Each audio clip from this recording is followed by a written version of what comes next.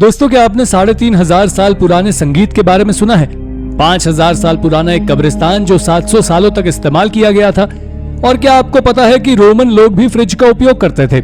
अगर नहीं तो वीडियो को लास्ट तक देखिएगा, क्योंकि आज मैं आपको ऐसी ही हैरान करने वाली आर्कियोलॉजिकल डिस्कवरीज के बारे में बताने वाला हूं। तो चलिए शुरू करते हैं आज की इस मजेदार वीडियो को। Number 10, shipwreck. दोस्तों, साल 2003 में इंडोनेशिया के वेस्ट जावा में शिरोन के किनारे एक जहाज का मलबा मिला था।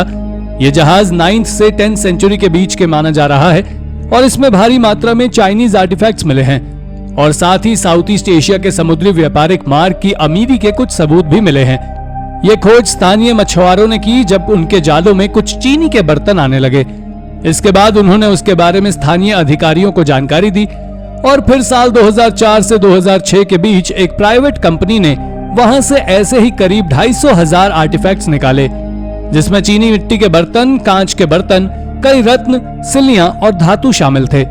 एक्सपर्ट्स बताते हैं कि यह जहाज लगभग 100 फीट लंबा था और डूबने से पहले इसके कई बार मरम्मत भी कराई गई थी। इसमें बने कार्गो भंडारों के नमूनों से अंदाजा लगाया गया कि यह जहाज सादन चाइना के सुमत्रन बंदरगाह से आया हो सकता है। यहाँ मिले कुछ चाइनीज सिक्कों की मदद से आर्कियोलॉजिस्ट ने पता लगाया कि ये आर्टिफैक्ट साल 970 के करीब के हो सकते हैं। साल 2006 में इन आर्टिफैक्ट्स की नीलामी करवा दी गई थी और बचे हुए कुछ आर्टिफैक्ट्स को इंडोनेशियन सरकार ने म्यूजियम में दे दिया था। नंबर 9, वाटर मिल।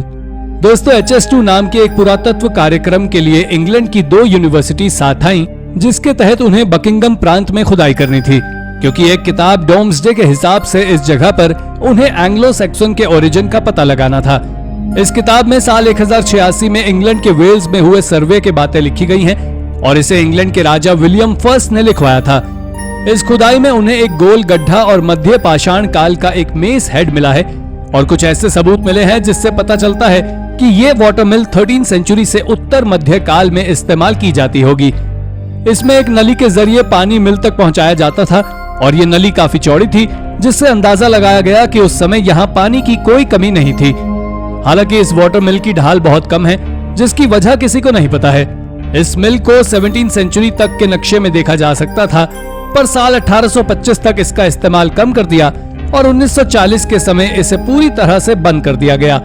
लेकिन आज भी इसकी बाईपास चैनल, मिल रेस और भारी तालाब के कुछ अवशेष यहाँ मौजूद हैं। Number 8, oldest symmetry. दोस्तों, अफ्रीका को मानव जाति का पालना कहा जाता है। आर्कियोलॉजिस्ट को ईस्ट अफ्रीका में दुनिया का सबसे पुराना कब्रिस्तान मिला है। अगस्त 2018 को उन्होंने ये जाहिर किया कि उन्हें केन्या में तुर्काना झील के पास दुनिया का सबसे पुराना कब्रिस्तान मिला है। एक्सपर्ट्स बताते हैं कि इसे करीब 5000 साल पहले वहां के स्थानीय चरवाहों ने बनवाया था। इसे लोथिकम नॉर्थ पिलर साइट नाम दिया गया था। इस साइट के बीच में लगभग 100 फीट चौड़ाई का एक अंत्येष्टि गुहा बना हुआ था। लगभग 700 साल में यह कब्रिस्तान पूरी तरह से भर गया था और इन खंभों से पहले यहाँ पत्थरों के ढेर हुआ करते थे।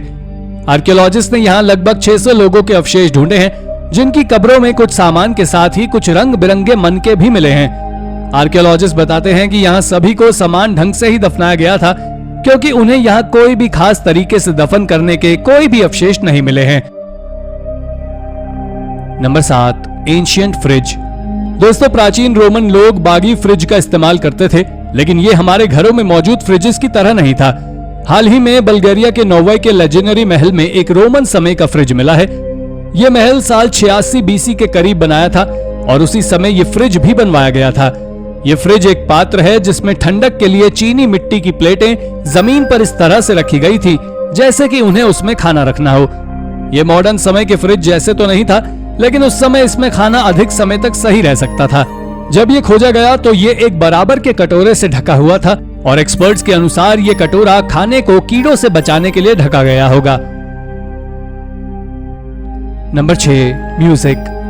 नॉर्दर्न सीरिया में पाई मिट्टी की पट्टियों पर लिखा यह संगीत क्यूनेफॉर्म अभिलेख से लिखा गया है और इसकी रचना दुनिया के सबसे पुराने गानों को दर्शाती है और ये लगभग 3500 साल पुराने हैं। 1950s में युगेरिट्स राजमहल की खुदाई के वक्त ऐसे बहुत से लिखित गानों के टुकड़े मिले थे, लेकिन उनमें से सिर्फ एक ही निकलौन तक पहुंचाया जा सका। आज के संगीत रचनाकार इस संगीत को समझ सकते हैं और उन्हें पता है कि ये कैसे बजाया जाए। एक और ऐसे ही पट्टी मिली है जिस पर एक भजन और उसे बजाने का तरीका लिखा था, लेकिन इन पट्टियों पर लिखी भाषा का इंग्लिश में अनुवाद करना बिल्कुल नामुमकिन था। आज हम इन पट्टियों को डेमास्कस के नेशनल म्यूजियम में देख सकते हैं। Number 5, ship. दोस्तों, अप्रैल 2022 में टैलोन के एस्टोनियल कैपिटल के पास एक अद्भुत हेनिसियाटिक लीग की जहाज मिली है। टैलोन बंदरगाह यूरोप का सबसे पुराना इलाका है और यहाँ कई प्राचीन चीजें पाई जाती हैं। ये एक समय वाइकिंग स्कैंडिनेविया से र्यूरिक नेविगुरा को जोड़े हुआ था। ये तो साफ है कि ये समुद्री तट अब बहुत बदल गया है, क्योंकि ये 700 साल पुराने जहाज यहाँ सड़कों के बीच मिले हैं। इस जगह पर एक समय हर्षा नदी हुआ करती थी। ये अब तक खोजी गई जहाजों में से अपनी तरह की सबसे बड़ी जहाज है और एक्सपर्ट्स बताते हैं कि ये एक समय पर जहाज रशिया, एस्टोनिया और इंग्लैंड के लिए व्यापारिक काम करता था। मध्यकाल में इस जहाज ने यूरोप के इस इलाके में समुद्री व्यापार को नियंत्रण में रखा था।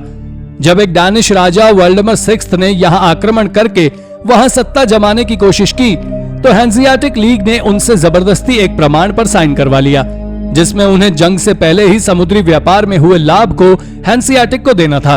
यह जहाज जल्द ही सड़क से हटाकर संरक्षित कर दिया जाएगा, हालांकि इसमें सालों का समय लग जाने वाला है। Number 4, CPO. दोस्तों, साल 298 बीसी के एक Roman consul luscious Cornelius CPO Barbados की एक कब्र इग्नियस रॉक से बने हुए हैं। कॉन्सल रोमन गणराज्य के सबसे बड़े निर्वाचित सार्वजनिक अधिकारी हुआ करते थे। ये कब्र एक समय पर सिपियोस के मकबरे में मौजूद थी, लेकिन आज ये वेटिकन म्यूजियम कॉम्प्लेक्स के पीआईओ सिलमेंटियल म्यूजियम में वेस्टिबोलो क्वाड्रेडो में स्थित है। इस कब्र पर बारबाडोस का नाम और एक समाधि लेख लिखा हुआ था, जिसे लैटिन सैटर्निया भाषा में लिखा गया था और ये लेख लाल रंग में रंगा था। बारबाडोस की हड्डियों को साल 1780 में खुदाई के दौरान मकबरे से निकाल दिया गया था और तभी उनकी उंगली की हड्डी में एक सोने की मोहर वाली अंगूठी मिली थी। इस अंगूठी के साथ साथ उस मकबरे में मौजूद सारी कीमती चीजें वेटिकन म्यूजियम में पहुंचा दी गई थी। पोप पियस 6 ने बाद में इन हड्डियों को वेनेटियन सेनेटर को दे दिया था और उन्होंने पाडुआ के करीब अपने महल के बगीचे में इनकी समाधि बनवा दी थी और उस अंगूठी को एक फ्रेंच पंडित को भेंट कर दिया था, जिसने बाद में इसे यर्ल और बेवरली को बेच दिया था। आज ये अंगूठी एलनविक महल के नॉर्थम्बरलैंड के ड्यूक संग्रह का हिस्सा बनी है और ये एक अकेली रोमन समय की अंगूठी है जिसके मालिक के बारे में हमें पता है। नंबर 3, साबरव हेड। साबरव हेड एक अद्भुत प्राचीन ग्रीक की मूर्ति है जो कि 550 से 525 बीसी के बीच की मानी जाती है। यह एक सिर की मूर्ति है जिसका नाम पीटर अलेक्जेंडरवर्क साबरव के नाम पर रखा गया था और पीटर प्राचीन समय की मूर्तियों के संग्राहक थे और आज आप इसे बर्लिन के एंटिक एंड सैमलंग में देख सकते हैं, लेकिन ये असल में आटिका या रजीना का बताया जाता है और कुछ लोगों का यह भी मानना है कि यह कोरिया से आया है। इस सिर को देखकर ऐसा लगता है कि जैसे किसी बड़ी मूर्ति का हिस्सा है और यह सिर अपने बालों के डिजाइन और दाढ़ी की वजह से अनोखा माना जाता है। ग्रीक समय की ज्यादातर आदमियों की मूर्तियों में लंबे बाल हुआ करते थे, लेकिन इस मूर्ति पर छोटे बाल थे। साथ ही दाढ़ी भी ज्यादातर मूर्तियों में होती थी, लेकिन इसमें मूंछों को दाढ़ी से अलग रखा गया था, जिससे ये कमाल की लग रही थी। हाइडेलबर्ग यूनिवर्सिटी ने इसके बारे में जानने के लिए इसके 3D स्कैनर की मदद से एक कॉपी बनाई, जिसका गिगामेश सॉफ्टवेयर फ्रेमवर्क के जरिए विश्लेषण किया गया। इस विश्लेषण से पता चला कि इस सिर में असीमित संतुलन और हल्का झुकाव था और इससे अंदाजा लगाया गया कि एक समय पर यह किसी घुड़सवार की मूर्ति का सिर था। Number 2, tapestry. दोस्तों, जर्मनी के ग्रिफ्सवॉल्ड यूनिवर्सिटी की टैपेटम कॉन्कॉर्डिया एक टेपेस्ट्री है। टेपेस्ट्री एक कपड़े पर बनी चित्र बनाने की कला है। यह सुधार युग में अपने आकार और हुनर के कारण इतिहास और संस्कृति में एक विशेष महत्व रखता था।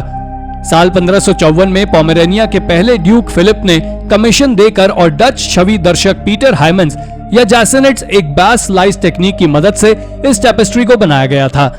इस टेपेस्ट्री में ड्यूक के परिवार और उसकी पत्नी मारिया के परिवार की उनकी शादी वाले दिन की तस्वीर बनाई गई थी। इस तस्वीर में पीछे मार्टिन ल्यूथर, फिलिप मेलांगथॉन और जोहान की एकता और भरोसे देखते ही रखा गया था।